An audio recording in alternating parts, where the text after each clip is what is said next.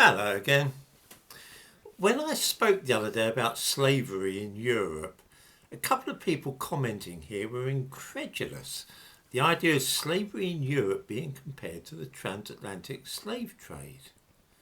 Surely, they suggested, the sheer number of people who were transported across the Atlantic from Africa to North America and the Caribbean put this trade in a class of its own. This is, not to put too fine a point on it, nonsense. The trade in slaves which once existed in Europe was at least 10 times as extensive as the one which we know today as the Atlantic slave trade. The truth is that slavery has been a feature of human history from the very first time that people first learned to write. And it goes up, obviously, to the present day. There are still plenty of slaves. Wherever you look in human history, either in any period, any geographical area, you are sure to see slavery of one sort or another. Obviously, if you focus your attention on the 2 centuries from the beginning of the 17th century to the beginning of the 19th century, and limit your attention to a fairly small part of the planet, say from West Africa to the eastern seaboard of North America and the Caribbean, you're going to see the transatlantic slave trade, and of course a pretty grim business it was too. If you look somewhere else and at a different time, you will also see the trade in slaves. Some of it won't be as bad as the transatlantic slave trade, but some of it's going to be a lot worse. Some of the worst slave trading of all took place in Europe, and the experiences of those compared to those taken across the Atlantic from Africa pale into insignificance when compared with the particular trade I'm thinking of in Europe. The other day I read a passage from my recently published book on slavery, and I thought I might read out part which covers the slave trade in Europe in the early centuries of the Christian era. Before I start, I'll mention that this book uses Harvard referencing, and I've included the relevant references in the description to this video. I'll read out the references as I read, and then people that are interested can check them out. Just click on the description, scroll down, and all the references as I mentioned will be there. Anyway, this is about slavery in Europe, and people are free to check it up and then compare it to what they know about the transatlantic slave trade.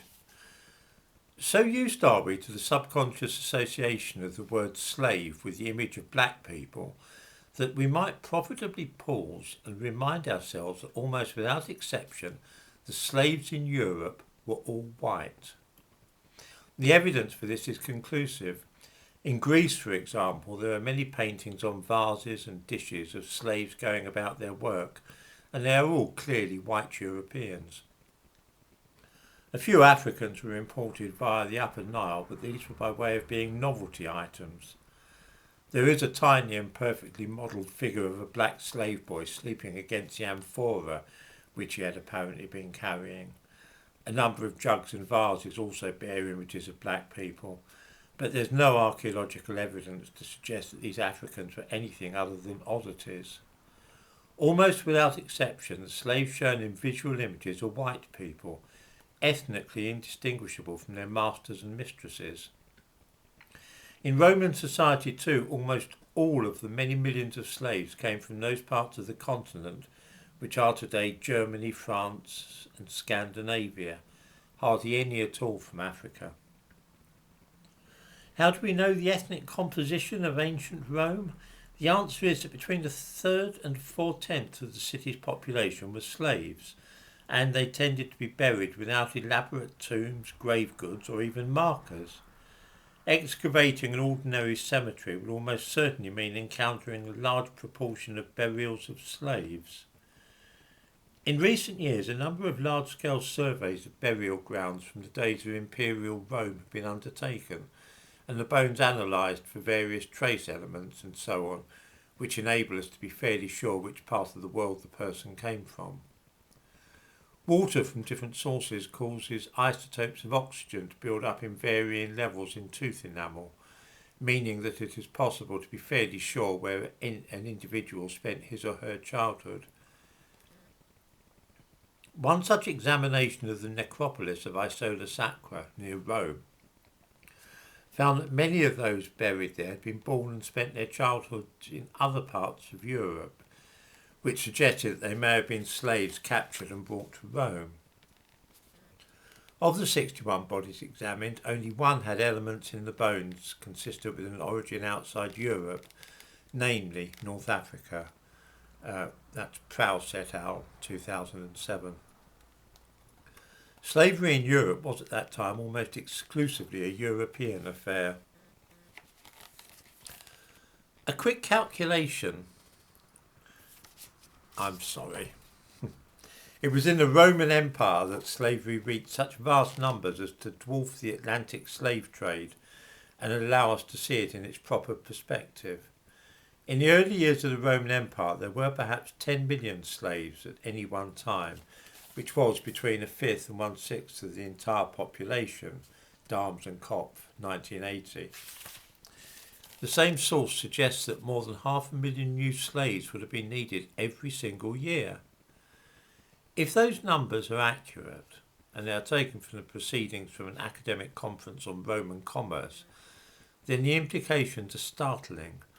In the city of Rome alone, there were, during the reign of Trajan, an estimated 400,000 slaves, a third of the city's population.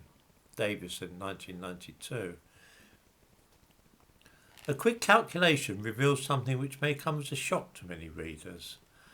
It has been estimated that in the 3.5 centuries after Columbus first reached the Caribbean, between 8 million and 11.5 million black slaves were transported across the Atlantic Ocean before the end of this particular trade. Everett, 1997. This figure is sometimes adduced as evidence of the uniquely awful nature of the triangular trade. Over 10 million people snatched from their homes and carried off into involuntary servitude. Let us now compare this with the situation at the time of the Roman Empire. The life expectancy of a slave in the Roman Empire was quite astonishingly low. Males could expect on average to live to the age of 17.2 years and females 17.9, Harper, 1972. By way of comparison, the life expectancy of a slave on an American plantation in 1850 was 36. Fogel and Engerman, 1974. Because life expectancy for Roman slaves was so low, it meant that the only way that a constant population could be maintained was not by relying upon natural increase, but rather by constantly seizing new land and capturing those living there. For this reason, it has been suggested that around 500,000 new slaves would need to have been seized every year. Dahms and Kopf, 1980. This would amount to 12.5 million people in just 25 years. The figure for the slaves transported in the course of the Atlantic slave trade indicate that this number were taken from Africa to the Americas and the Caribbean in 350 years. In short, the Roman slave trade in Europe and the Middle East was probably more than 10 times as extensive as that which was carried out across the Atlantic between Africa and the New World. The idea that the Atlantic slave trade might not have been the greatest or worst trafficking in slaves of which we know is a novel one for most people. Certainly for a generation which has been raised on horror stories of what has become to be known as the slave trade, it will come as a shock to discover there was nothing to distinguish that slave trade from any other. Neither the numbers involved nor the treatment of the slaves is remarkable when considered in a wider historical context. Some European slaves were certainly treated more leniently than those in America and the Caribbean, but many were also kept under far harsher and more punitive conditions.